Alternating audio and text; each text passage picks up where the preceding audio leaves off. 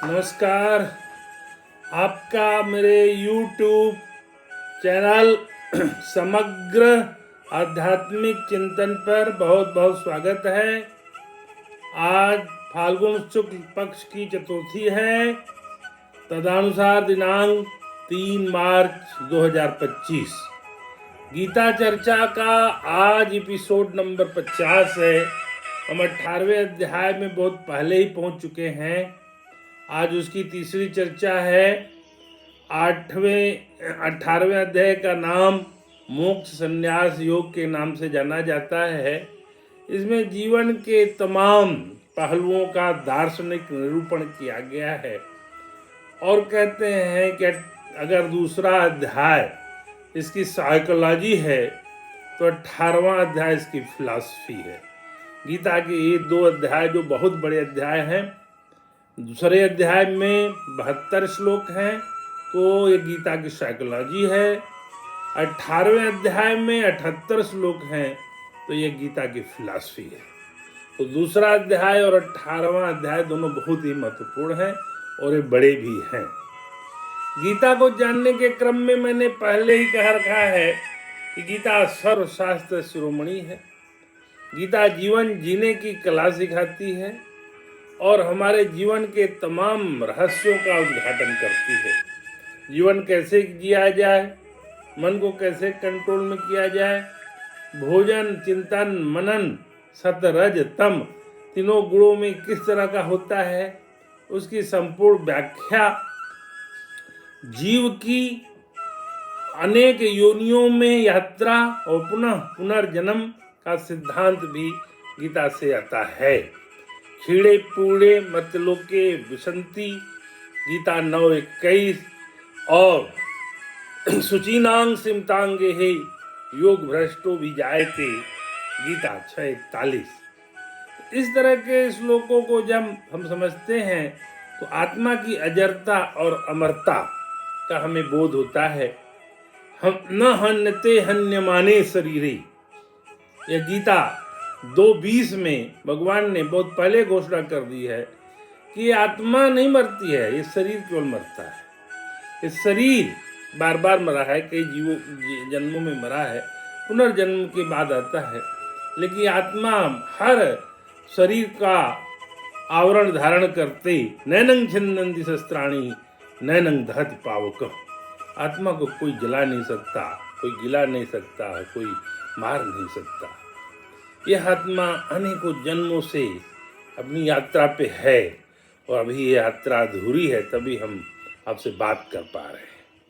या अगर यात्रा पूरी हो जाती तो शायद हम कहीं और होते, ब्रह्मलोक में होते। एनीवे, हम अपने उद्देश्य की प्राप्ति के लिए, जिसे शंकराचार्य ने जी कहा था, पुनरपि जन्मम पुनरपि मरणम पुनरपि जननी जठरे शयनम भज गोविंदम भज गोविंदम भज गोविंदम मूढ़मति।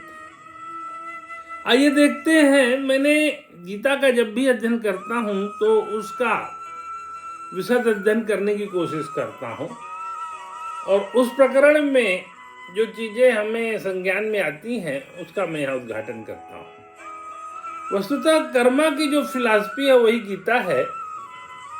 कर्मा की फिलॉसफी से ही हमारा पुनर्जन्म होता है और ज्योतिष भी कर्मा की फिलॉसफी पे ही आधारित है। पूरा ज्योतिष, किसी चर्चा में 5वें भाव का मैंने जिक्र किया था। अवस्था संपूर्ण भाव, ज्योतिष कुंडली के 12 भाव आपके पास्ट लाइफ के कर्म को बताते हैं। हमने बहुत पहले कहा है, प्रारब्ध कर्म का जो कुछ अंश मिला है, संचित कर्म का जो कुछ अंश प्रारब्ध बन के मिला है, वही ये जीवन है। और संचित कर्मों का स्टॉक बहुत बड़ा है जो चित्रगुप्त जी के पास पड़ा हुआ है।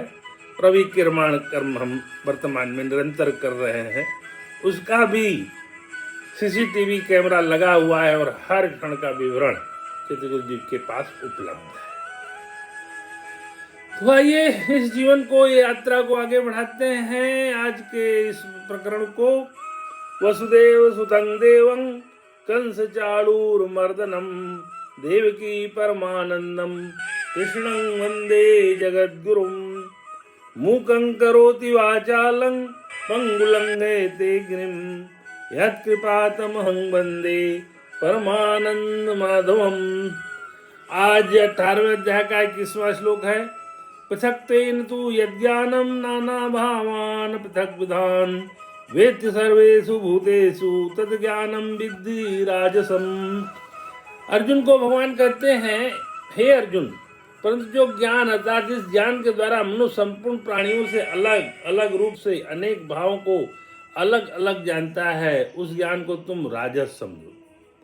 पिछले चर्चा में मैंने सात्विक ज्ञान की बात कर ली थी। अब राजस ज्ञान के बारे में भगवान ने कहा है। इसकी व्याख्या है, राजस ज्ञान में राग की प्रमुखता होती है। क्रिया, पदार्थ और व्यक्ति को सत्ता देकर उनके साथ राग पूर्वक संबंध जोड़ने के कारण सब अलग अलग दिखते हैं। जहां राग होता है, राग मतलब एक तरह का लगाव, एक तरह का बंधन।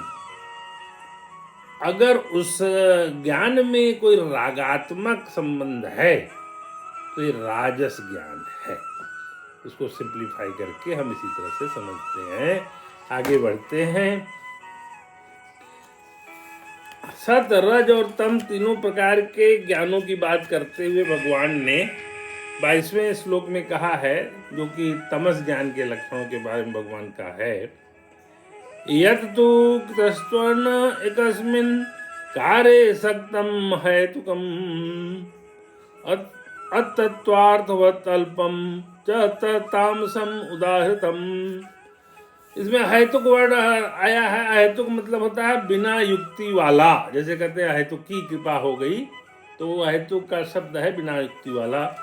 किंतु जो ज्ञान अर्थात जिस ज्ञान के द्वारा मनुष्य ही ऐसे काम करता है जिससे दूसरों को बाधा पहुंचे, जैसे रास्ते में खड़े होकर बात करने लग जाना, रास्ते में स्कूटर ग्राहक आदि गाड़ी खड़ी कर देना, दरवाजे के बीच में खड़े हो जाना आदि आदि, दूसरों को लगने वाली बाधा की तरफ उसका ध्यान जाता ही नहीं।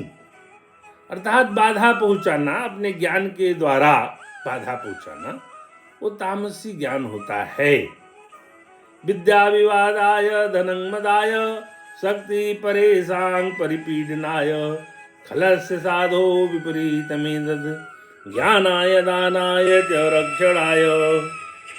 खल व्यक्ति की विद्या विवाद के लिए, धन अहंकार के लिए और शक्ति परेशान करने के लिए होती है, और अच्छे सज्जन पुरुष की विद्या ज्ञान के लिए, धन दान के लिए और शक्ति दूसरे की रक्षा करने के लिए होती है। ये तामसी और सात्विक का बिल्कुल अर्थ बिल्कुल इसमें इस श्लोक में बड़े ही अच्छे ढंग से डिस्क्राइब्ड है। सात्विक स्वभाव स्वतः उत्थान की ओर जाता है, राजस स्वभाव में उत्थान रुक जाता है और तामस स्वभाव पतन की ओर जाता है। सात्विक स्वभाव में उत्थान होता है, राजस उत्थान रुक जाता है और तमस पतन की ओर ले जाता है। आप झगड़ा करेंगे, आप विवाद करेंगे, आपका पतन निश्चित है। तो जो लोग इस मनुष्य योनि में आके झगड़ा कर रहे हैं, दिन रात वो इसी उपाय में लगे हुए हैं, धन दोहन करना और शत्रुता बढ़ाना, तो तामसी स्वभाव के लोग हैं, उनका अधोपतन होना निश्चित है। जैसे दुर्योधन का हुआ, जैसे रावण का हुआ, ये अधोपतन, ये राजसी स्वभाव वालों का और तामसी स्वभाव वालों का अधोपतन होना निश्चित है। 23वां है, नियतम संगरहितम अराग द्वेष्टा कृतम अफल प्रेप्सुना कर्म यत तत्सात्विकम उच्यते। 23वां श्लोक में भगवान बड़े अच्छे ढंग से फिर आगे बढ़ते हैं संपूर्ण विवरण को बताने में। जो कर्म शास्त्र विधि से नियत किया हुआ और कर्ता के अभिमान से रहित हो, तथा फलेच्छा रहित मनुष्य के द्वारा बिना राग जैसे किया जाता है, वो सात्विक कहा जाता है। जिस कर्म में अभिमान हो, कर्म फल का अभिमान न हो, कर्तापन का अभिमान न हो, फल की इच्छा से रहित हो और बिना राग द्वेष से किया जाता है, वो सात्विक कर्म कहा जाता है। सात्विक कर्म हमें करना ही चाहिए। हमने अपनी चर्चा में यही कहा है, बार बार कहा है कि सत जितने कर्म हैं, सत जितने ज्ञान हैं, जितने सात्विक हैं वो करना है, जो राजसी और तामसी है उससे बचना है। अब हम कर्म तो सात्विक कर रहे हैं, लेकिन अगर उसका फल भोग हमें दंड स्वरूप मिलता है तो उसको भी स्वीकार करना है। जैसे जब भगवान वनगमन कर गए और पिताजी का देहांत हो गया राजा दशरथ का, तो भरत ननिहाल से आए, तो भरत की मानसिक चिंता, व्यथा, प्रश्न को गुरु वशिष्ठ ने समझ लिया था और इस एक दोहे में उन्होंने संबोधन करते हुए कहा, सुनहु भरत भावी प्रबल, बिलख कहो मुनिनाथ, हानि लाभ जीवन मरण, जस अपजस विधि हाथ। हानि लाभ, जीवन मरण और जस अपजस ये विधि के विधान का है, इसमें मैं कुछ नहीं कर सकता। आप ये सोचते हो कि आपके भाई का वनगमन हो गया तो मैं उनको बता देता, ये मैं नहीं कर सकता, न उसको रोक सकता। तो जब भगवान को भी विधि का विधान, प्रारब्ध का विधान मानना पड़ा, तो हम आप बड़े छोटे जीव हैं। हमें इस विधि के विधान को स्वीकार कर लेने में ही भला ये श्रेयस्कर है। विधि के विधान को जिसने भंग करने की कोशिश की वो खुद ही भंग हो जाता है। ये बात मैं आधुनिक संदर्भ में कह रहा हूं क्योंकि मेरा विषय ही है गीता द्वारा जीवन प्रबंधन। तो इस श्लोक में बात ये आई कि आपका जो नियत कर्म है फल इच्छा से रहित होकर के और कर्तापन के अभिमान से रहित होकर करते रहिए। आप उसके विधान को नहीं भंग कर, विधान को भंग करने की कोशिश करेंगे तो आप स्वतः में भंग हो जाएंगे। आइए आगे बढ़ते हैं। 24वां श्लोक। यत्तु कामे पुना कर्म साहंकारेण वा पुनः कृहते बहुलायासम तत् राजसम उदाहृतम। 24वां श्लोक में राजसीय कर्म की बात करते हैं भगवान। परंतु जो कर्म भोगों की इच्छा से अथवा अहंकार और परिश्रम पर किया जाता है वो राजस होता है। भोगों की इच्छा से किया होकर राजसी कर्म होता है। व्याख्या है, कर्म करते समय प्रत्येक मनुष्य के शरीर में परिश्रम होता ही है, परंतु शरीर में राग रहने के कारण राजस मनुष्य शरीर का आराम चाहता है, जिससे उसे थोड़े काम में भी अधिक परिश्रम प्रतीत होता है। परिश्रम युक्त कर्म तो सब होते हैं, लेकिन राजसी कर्म में मनुष्य का जो स्वभाव होता है थोड़ा परिश्रम करने के बाद आराम चाहने लगता है। 25वां है जिसमें तामसी कर्म की बात की गई है। अनुबंधम क्षयम हिंसाम अनवेक्ष च पौरुषम मोहादारभते कर्म यत् तामसम उच्यते।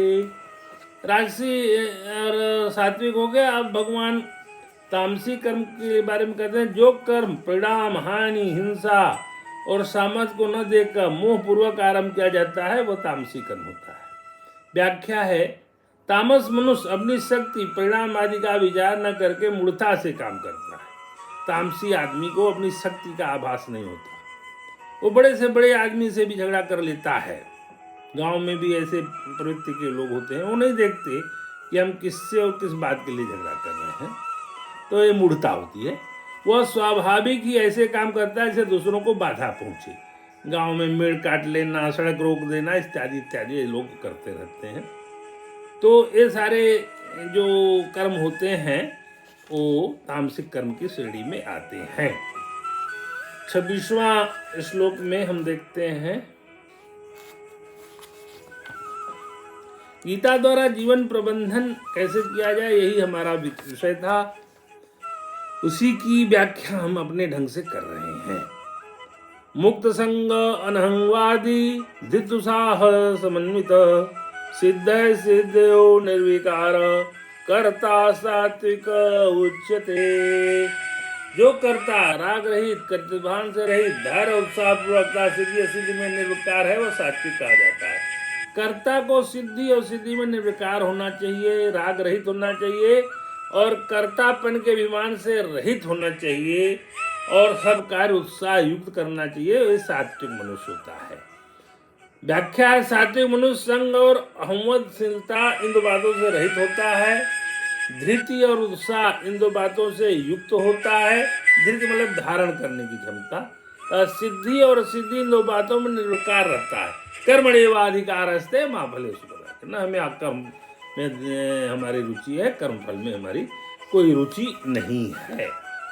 27वां है, रागी कर्म फल प्रेप्सु लुब्ध हिंसात्मक शुचि हर्ष शोकान्वित करता राजस परिकीर्तित। 27वें में भगवान कहते हैं, जो करता रागी कर्म फल की इच्छा वाला, लोभी, हिंसा के स्वभाव वाला, अशुद्ध और हर शोक से युक्त है, वो राजस कहा जाता है। कर्ता अगर रागी हो जाता है, कर्म फल की इच्छा वाला हो जाता है, लोभी होता है, हिंसा के स्वभाव वाला होता है, हर शोक से युक्त होता है और अशुद्ध होता है, तो राजसी तरह का कर्ता होता है। अब आइए देख लेते हैं तामसी कर्ता कैसा है। अयुक्त प्राकृत स्तब्ध शठोस्कृतो आलस विषादी दीर्घ सूत्री च कर्ता तामस उच्यते। जो करता असावधान, अशिक्षित, ऐंठकड़ वाला, जिद्दी, उपकारी का अपकार करने वाला। आजकल ये बड़ी भारी प्रवृत्ति है इस कलयुग में कि आपने जिसका उपकार किया है वही आपका अपकार करेगा। तो ये तामसी लोग होते हैं, उपकारी का अपकार करने वाले तामसी लोग होते हैं। आपका जिसने किसी ने उपकार किया आप उसी का अपकार करने लगते हैं, तो ये तामसी तरह के लोग हैं और आजकल के परिप्रेक्ष्य में ये बहुतायत से पाए जाते हैं। ये मेरा अपना मानना है, ये मैं अपने अनुभवों से कह रहा हूँ। आलसी होते हैं, विषादी होते हैं और दीर्घसूत्री होते हैं, ऐसे तामस करता है। व्याख्या 26वां, 27वां और 28वां श्लोक कर्ता को लेकर कहे गए हैं। कर्ता जिन गुणों का होता है उन गुणों के अनुसार कर्मों का रूप होता है। करण भी कर्ता के अनुरूप ही होते हैं। कर्ता सात्विक, राजस अथवा तामस होगा। दो उसके द्वारा होने वाले कर्म भी सात्विक, राजस अथवा तामस हो जाते हैं। जैसा कर्ता होगा वैसे उसका कर्म होगा। तो साफ साफ लिख दिया है, विद्या विवादाय धनंगमदाय शक्ति परेशांग परिपीडनाय खलस्य साधो विपरीत में तद ज्ञानाय दानाय च रक्षणाय। तो इस 28वें श्लोक में बड़ी सुंदर बात एक आई कि भगवान ने ये 5200 साल पहले ही कह दिया कि तामसी कर्ता ऐसा होगा कि जो उपकार करने वाले का भी अपकार करेगा। और आज के युग में, कलयुग में इसकी बहुतायत है। ऐसे कई उदाहरण हैं कि आपने जिनका उपकार किया वही आपका अपकार करते हैं। तो ये बातें गीता में 5200 वर्ष पहले भगवान ने लिखी। जैसे कहते हैं सुंदर उत्तर कांड में तुलसीदास जी ने आज के युग की पूरी कहानी लिख दी है, अखबार छाप दिया है आज का। वही बात हमने गीता में देखी कि कर्ता में उसके भाव ऐसे होंगे कि आपने उपकार किया है तो आपका अपकार करेगा। वैसे कहते हैं भगवान ने जब शिव जी की कहानी आती है तो जब सती जी भगवान राम की परीक्षा लेने चलती हैं तो शिव जी ने कहा, कोई है सोई जो राम रचिया था। वो समझ गए थे कि अब बहुत बड़ा गड़बड़ होने वाला है और सती के मन में जो विचार आए हैं वो बड़े खतरनाक हैं। वो कहानी बड़ी विशद है। तो वही है सोई जो राम रचिया था। वही होगा जो राम जी रचना कर दिए होंगे, वही होगा। अब 29वां बुद्धि और धृति के त्रिविध भेदों की बताने की प्रस्तावना है। बुद्धे भेदम धृते चैव गुणता त्रिविधम शृणु प्रोच्यमानम अशेषेण पृथक तेन धनंजय। भगवान यहाँ 29वें श्लोक में धनंजय अर्जुन का नाम है। कहते हे धनंजय, अब तू गुणों के अनुसार बुद्धि और धृति के 3 प्रकार के भेद अलग अलग रूप से सुन, जो कि मेरे निरार्थ रूप से कहे जाते हैं। बुद्धि को सब जानते हैं, धृति मतलब धारण करने की क्षमता। मनुष्य कोई भी कार्य करता है बुद्धिपूर्वक ही करता है। उस कार्य की सिद्धि के लिए धृति की अत्यंत आवश्यकता है। धृति मतलब धारण शक्ति के बिना बुद्धि अपने निश्चय पर दृढ़ नहीं रह सकती। धारण शक्ति के बिना बुद्धि में दृढ़ता नहीं रहती। यदि मनुष्य की बुद्धि में विचार शक्ति तेज है और उसे धारण करने की शक्ति श्रेष्ठ है, तो उसकी बुद्धि अपने निश्चित किए हुए लक्ष्य से विचलित नहीं होती, जिससे उसका कार्य सिद्ध हो जाता है। तो बुद्धि के साथ धृति भी बहुत आवश्यक है। 30वां श्लोक आ गया। प्रवृत्तिं च निवृत्तिं च कार्याकार्ये भयाभये बंधं मोक्षं च या वेत्ति बुद्धि सा पार्थ सात्विकी। भगवान यहाँ सात्विकी बुद्धि की बात वर्णन विस्तार से करते हैं। कहते हैं, हे प्रधानंदन, जो बुद्धि प्रवृत्ति और निवृत्ति को, कर्तव्य और कर्तव्य को, भय और अभय को तथा बंधन मुक्त जानती है, वो बुद्धि सात्विकी है। सात्विक बुद्धि किस प्रकार की है, इसका विस्तार से वर्णन भगवान ने कहा है कि किस तरह से होती है। प्रवृत्ति और निवृत्ति को, कर्तव्य और अकर्तव्य को, भय और अभय को तथा बंधन और मोक्ष को, दोनों को जानने का तात्पर्य, दोनों पक्ष, प्रवृत्ति क्या है, निवृत्ति क्या है, कर्तव्य क्या है, अकर्तव्य क्या है, भय क्या है, अभय क्या है, बंधन क्या है, मोक्ष क्या है, इस सभी को जो जानता है वो सात्विक बुद्धि का व्यक्ति होता है। ये बड़ी कठिन बात है, और मैंने अपने चर्चा में पहले भी कहा कि जो सात्विक नहीं है तो राजसी और तामसी है, तो सात्विक ही होना चाहिए। अगर आप श्रेष्ठता को पार करना चाहते हैं, अपने जीवन के उद्देश्य को अगर पूरा करना चाहते हैं, तो गहना कर्मणो गति, गीता 4:17 भगवान ने चौथे अध्याय के 17वें श्लोक में कह दिया है कि कर्म की गति बड़ी गहन है। और मैंने हर बार अपनी चर्चा में बताया कि हमारे पाप कर्म हमें छोड़ते नहीं हैं। ये कोई भूल न जाए, इसलिए बार बार मैं इसको यहाँ याद दिलाना चाहता हूँ कि कर्म की गति बड़ी गहन है, और जो हमारे पुराने विकर्म हैं, अगर उनका नाश नहीं हुआ तो हमें इस जन्म में ही नहीं, अगले जन्मों में, आने वाले जन्मों में भी परेशान करते रहेंगे और हमारा पतन होता रहेगा। तो विकर्म विनाश के लिए अगर अभी से हमने भगवान के नाम का जप नहीं प्रारंभ किया है, तो अभी से शुरू कर दें, नहीं तो देर हो गई, काफी देर हो चुकी है। तो कृतम कर्म शुभाशकम, वो बिना कर्म जो है, किए हुए पुराने कर्म शुभ हो या अशुभ हो, वो हमें छोड़ते नहीं है। तो आज 18वें अध्याय में हमने 30वें श्लोक तक की व्याख्या कर ली, और आज भी मैंने सत्यरज तर्म किस तरह की बुद्धियाँ होती हैं, सत्यरज तर्म किस तरह के कर्म होते हैं, और यही व्याख्या आगे भी चलेगी। तो मैंने कहा कि दूसरा अध्याय गीता का साइकोलॉजी है और 18वां अध्याय गीता की फिलॉसफी है। जो इसको आत्मसात कर लेगा, जो इसको हृदयंगम कर लेगा, वो इसके मूल उद्देश्य को समझ जाएगा। विदेशी तक लोग इसको समझने का यत्न कर रहे हैं, हालांकि उनके पास भाषा की समस्या है, लेकिन वो इसको जानने का और समझने का यत्न करते हैं। तो हम आप तो अपनी भाषा में, अपनी बुद्धि में, अपनी वाणी में, अपने समाज में, अपने सांस्कृतिक परिवेश में गीता को पढ़ रहे हैं, गीता को समझ रहे हैं। तो मेरा पुनः निवेदन है कि गीता को पढ़ना प्रारंभ कर दीजिए। कृष्णाय वासुदेवाय हरे परमात्मने प्रणतक्लेशनाशाय गोविंदाय नमो नमः। सर्वे भवन्तु सुखिनः, सर्वे सन्तु निरामयाः, सर्वे भद्राणि पश्यन्तु, मा कश्चित् दुःखभाग् भवेत्। नमस्कार।